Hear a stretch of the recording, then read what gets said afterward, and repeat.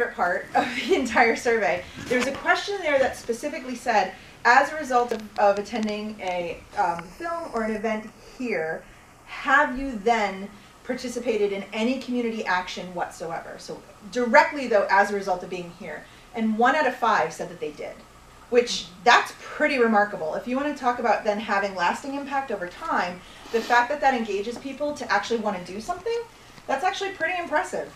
And frankly, 1 out of 5 is better than I've seen most nonprofits do. They'll have like a big event or something, and I mean, to get 1 out of 5 to actually do something, join, you know, get involved in a social issue, join a community group, start a community group. There's quite a lot of different comments in there. So we have a whole, you know, we ask people to share their examples of what they did. So we have a whole list of those, but it's those things Melissa said. Read more on the topic, you know, found out more about the nonprofits involved, especially if it was a panel. Yep. So there were a lot of very different actions people reported taking, which is really exciting. So let's talk about the not so great sides of things, right? So barriers, complaints, issues. The top 3 I'm going to say right now, I don't know how much you call this an issue. 90% disagree that it costs too much to come here, right? 95% disagree that it costs too much to attend specifically the films, and 81% disagree that it's too hard to park. So that's really not a barrier. I have to say, like, if you were to say like 90% we're finding it too costly to come here, that's a barrier, right? But when you're talking about 10%, that's actually not that bad. The part where it gets really interesting is the issues of publicity, not hearing about events in time, and it's not that I have no one to attend with. It's the publicity, not hearing about events in time, and the not finding the calendar on the website. The website is difficult to navigate. Yeah. So those were the ones that probably came up, I would say, the most in terms of issues. Like, how do I find out what, and then when it's there, how do I know when it's going to be playing? Because the times aren't consistent, or this isn't consistent, or it's really hard to find things out. Probably complaints, I'm assuming many of you have heard? Yeah. So yeah, that's probably not something so strange. I'm shocked about the parking. Me too. Yeah, can we just say, actually, that came up. The board even said this. They were kind of shocked. Yeah. Like, I mean, don't get me wrong. It's still, 19%. That's technically 1 in 5. But we thought it would be a bigger issue given that the timing had changed. And I think we timed, because we checked this out, that the parking had switched before the survey went out. Yeah, because it was in July. To the 7 o'clock thing. The 7 o'clock thing had already happened, so this represents that there were a lot of open-end people who complained. Did talk about the parking and that movement to 7 o'clock. Yeah, I think probably because they aren't getting called on it, they aren't getting tickets. They're fine with it. Oh, are they not getting tickets? I don't know anybody who's gotten a ticket out there between. I mean, we can't tell them that, but I haven't seen anybody get one. Especially when spring comes around, right? When it's not as hard to navigate in the snow. Oh. Yeah, the parking the open-ended where people gave some words to their suggestions or complaints. The parking, the 7 o'clock thing, something about lack of enough handicapped spots. Again, thinking about your senior population, who you serve. And periodically, a few folks mentioned a malfunctioning, the machine, the machine and the elevator. The machine, yeah. So. I have a question. Yeah. So those 2 categories, the not enough publicity and the don't care about events, do those complaints that you've had about the website fit into those 2 categories? Yeah. Yeah. Okay. So the website came up, and those are within those. ones? Yeah. Yeah. Okay. It's there's not like a working calendar. People, they can't access something where they can just see, hey, on this date, here's when it's going to play, and and they seem to have trouble navigating.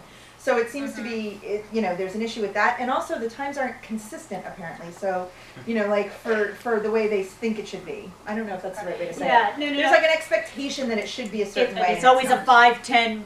5:10's a regular movie. 7:30's a regular, but there's shifts in the time. Yeah. People mention social media or anything? Oh, we'll have more about it. Yeah, we'll have more about it. Yeah, I didn't know if it was under complaints. Yeah, no, the funny thing about, we'll get to the social media. No. But I think the other... Again, though, remember your age group. Yeah. Right. Okay, so that's why this gets super important. That whole idea about what about social media? What about talking this, going through these venues where you might be able to find information that's a lot more readily available. Remember your age group and remember your income bracket. Yeah. kind of pushes them beyond, you know, a little bit beyond that. Yeah, no, it's an important point though. Yeah, and this, I mean, this is fabulous, right? You know, 98% feel welcome at Red River, right? We kind of take our I've heard that. Yep.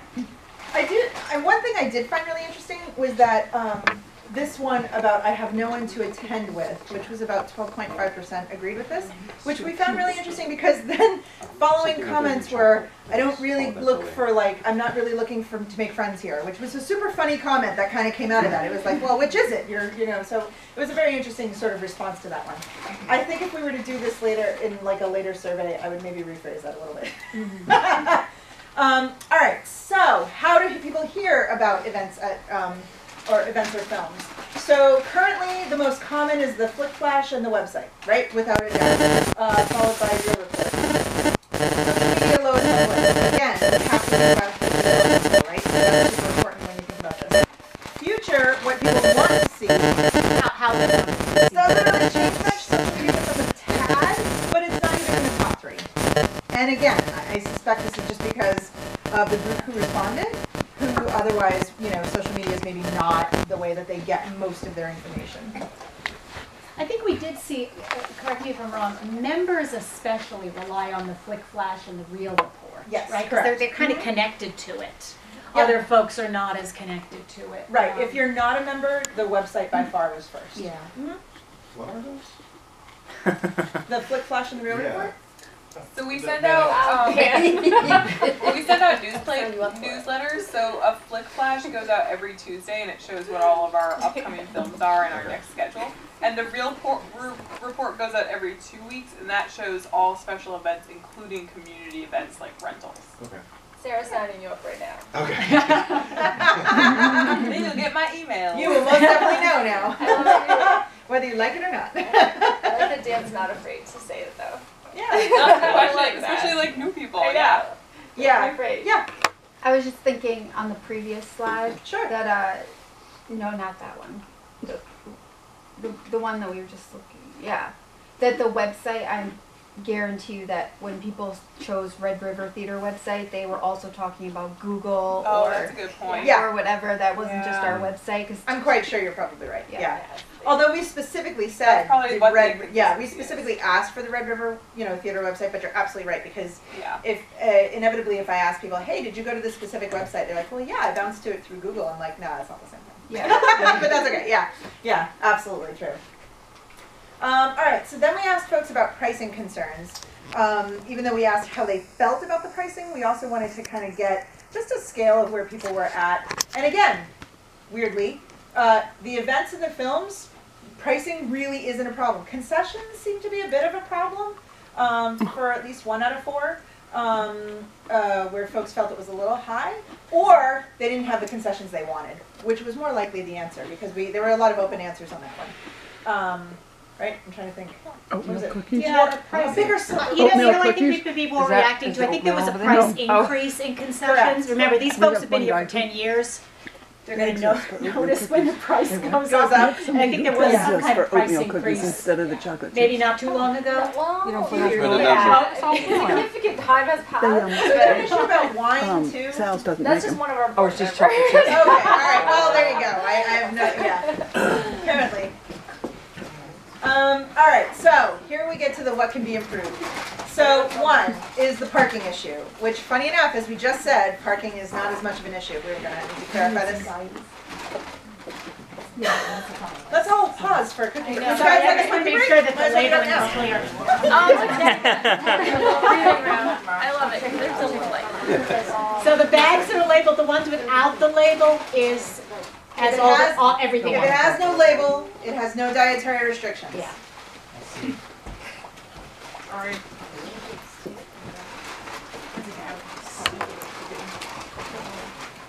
That's a large cookie. That's the co from the co-op. Oh. Yeah. Yeah. These It's are my the face. cookies. Our presenters are nice, aren't they? Many giant cookies and good news.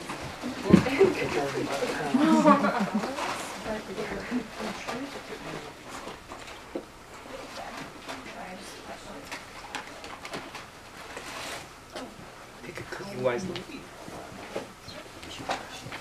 Anyone else? Crowd's down, now's the time, All right. So parking, which ironically we had just talked about, and this was sort of some of the complaints that folks had. One is that there's only 2 handicap spaces. That actually did come up because we also asked about accessibility. That came up not only here, but it also came up under the accessibility issue. We need to make a slide that says there's 2, but there's 2 on every floor. You know, so you can go up and come down in elevators, Yeah, or up 3. or an elevator from the bottom is more. So parking, not enough during the day.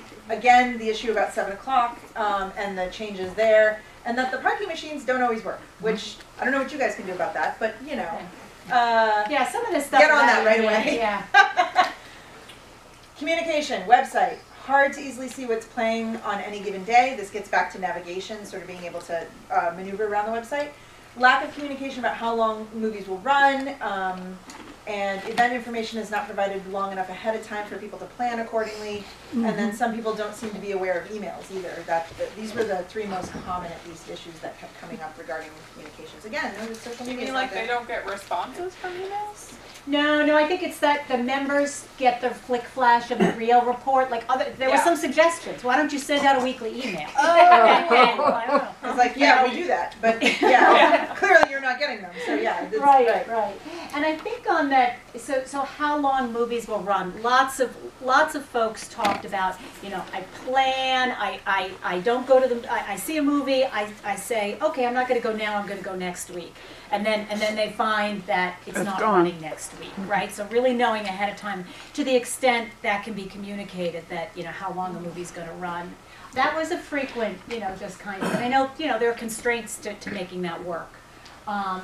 And then event information, probably a little more in your control, is just getting the word out sooner about events that are coming. Because people talked about, I need a month ahead to plan, I need 2 months ahead to plan.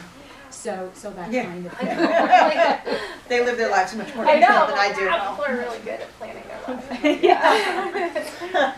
Concession, costly to some, and this was the note that some people said that prices have gone up, so I don't know, maybe they are those, you know, they're kind of like, there's a lack of variety. Few comments about quality. Overly salty popcorn came up a lot. I don't know what's happening there, but like. Sometimes people are like, I feel like I know who, like, I'm sure these guys probably can, like, name the people. And it's, and it's just, you know, it's just a few people. Yeah. The lack of variety was, you know, looking for more locally sourced food. I know you do a lot with Bagel Works and the local brewery, I think. And the Granite State Candy. Granite State Candy there, yeah. So, you know, a little bit more of that is what folks were talking about. Yeah, and then we had. And then there was the infrastructure. Yes. Which yes. these are the ones that I think we were sort of commenting at before. The lobby space is not welcoming, and some of that really has to do with layout, right? So it's not that you necessarily are not welcoming. It's that the layout of this is not super welcoming. It's not necessarily. And then theater seating, comfy to some, not to others, probably not very surprising. But this theater in particular, some people like and some people absolutely do not. Like this was probably one of the ones that was commented on specifically. Because it's so new, it's a relatively new thing. And very intimate. It could be too that people If they've been here. I think some people were haven't actually experienced reflecting it. because they talked about hard seats. Yeah. Yeah. So some And people that was who the old answered theater. randomness not come back into this particular theater. Yeah. And if I think some of that's they've been playing coming here out. 10 years, they know the old room. Yeah, maybe they're probably like, it's great. They haven't been there in 5 years. Yes. Yeah, and on the lobby space, you know, that is a constraint. One of the things we also heard a lot about, maybe it's on the next slide, is the way the line comes out. You know, again, it speaks to the configuration constraints you have. If there are a lot of people, you know, waiting to get their tickets, they're, you know, winding around and out that way. But you know, some of that's just a constraint that you have. Movie times, not the same each day, not convenient, they start a little too early. On weekdays in particular, folks kind of want later start times. That one came up, and then also not enough late evenings and weekends, and specifically Sundays were referenced in this one.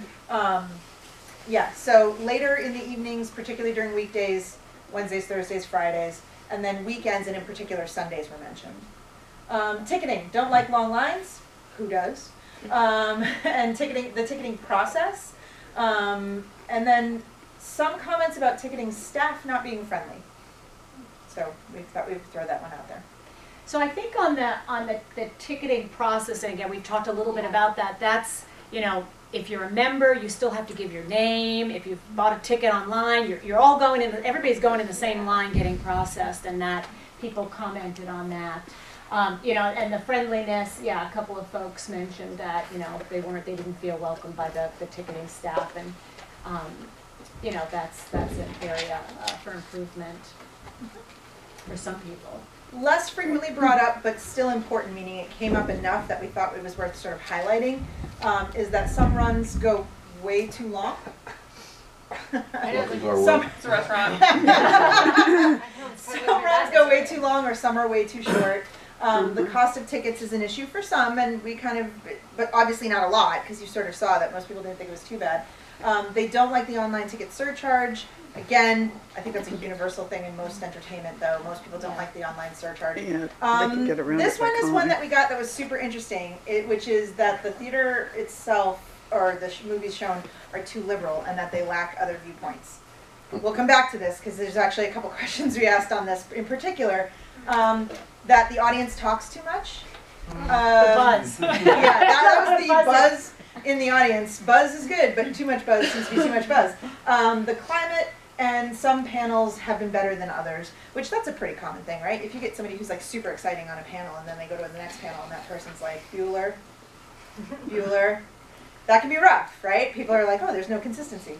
You guys can't control that necessarily, but yeah, keep in mind that liberal one, because we're going to come back to that. Yeah, and these are, again, these are less frequent. These were not as prominent as the others. The comment about climate is the air conditioning, right? Oh, gosh. That's the...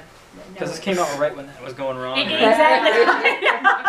I'm surprised there wasn't more about that. This is, you know, a few folks mentioning Or these the things. frozen but, women's room. yeah, and on the panels, it was, you know, kind of the facilitation of the panels, you know, just kind of some work better than others. Again, we've got a lot of open-ended comments. I'm thinking of you, Emily, specifically about what panels people liked and thought were good, you know. So we can give you all that information. All right, so we then went through and just looked at members. We just wanted to look at their responses alone, right? Sort of get a feel for where they're standing in. Over half have been attending 10 years or more. Over half come at least 1 to 3 times a month, and 60% mostly get their stuff from the weekly email. So again, that's, you know, the primary communication method for most of them. It's kind of important to point these guys out specifically because, again, they were the majority of the respondents that you actually had in overall, which is kind of an important thing to talk about, right? So we wanted to look at them just to see, was there anything absolutely different about them? 3 out of 4 are very happy with their membership status, with their package, right? And this is the breakdown of their package, of the packages that you have.